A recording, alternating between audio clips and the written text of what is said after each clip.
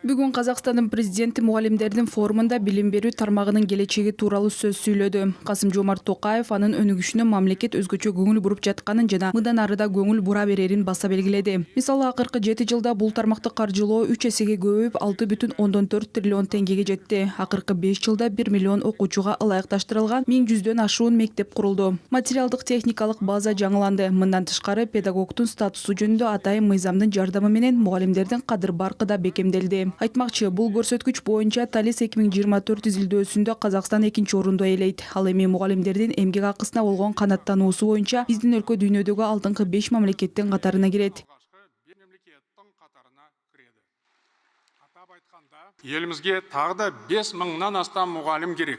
Себебі өлкөдө дагы 5000ден ашык мугалим жетишпейт. Бул калктын тынымсыз өсүшү жана жаңы мектептердин курулушунун жогорку темпи менен байланыштуу. Бул факторлор мугалимдерге болгон суроо талапты жогорулатат. Бул маселе боюнча профилдик министрликтен жаңы ыкмаларды иштеп чыгууну күтөм. Мындан тышкары мугалимдердин квалификациясын жогорулатууга өзгөчө көңүл буруу керек. Жаш адистерди мектептерде жана бала бакчаларда практикалык ишке максималдуу ыңгайлаштырууга жардам берүүчү бирдиктүү системаны түзүү сунушу бар. Ал кылдат изилденип, зарыл болсо киргизилиши керек. бар екен.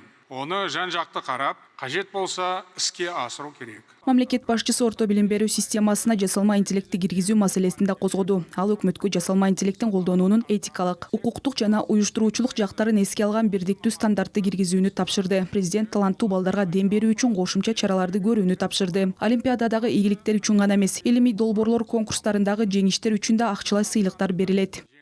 В сентябре откроются двери. Аяк оны айында жасалма интеллект университетинин эшиктери ачылат. Бирок бул жетишсиз. Өкмөт жаңы технологияларды өздөштүрүүдө Кытайдын чоң тажрыйбасын эске алуу менен Астанада Казакстан-Кытай жасалма интеллект мектебин ачуу маселесин иштеп чыгуусу керек. В освоении новых технологий. Конференциянын алкагында президент билим берүү тармагындагы көрүнүктүү жетишкендиктери жана өлкө алдындагы өзгөчө эмгеги үчүн бир катар мугалимдерге мамлекеттик сыйлыктарды тапшырды. Ошондой эле Касым-Жомарт Токаев заманбап жасалма интеллект стартаптарына арналган билим болашагы көргөзмө аймагын кыдырды.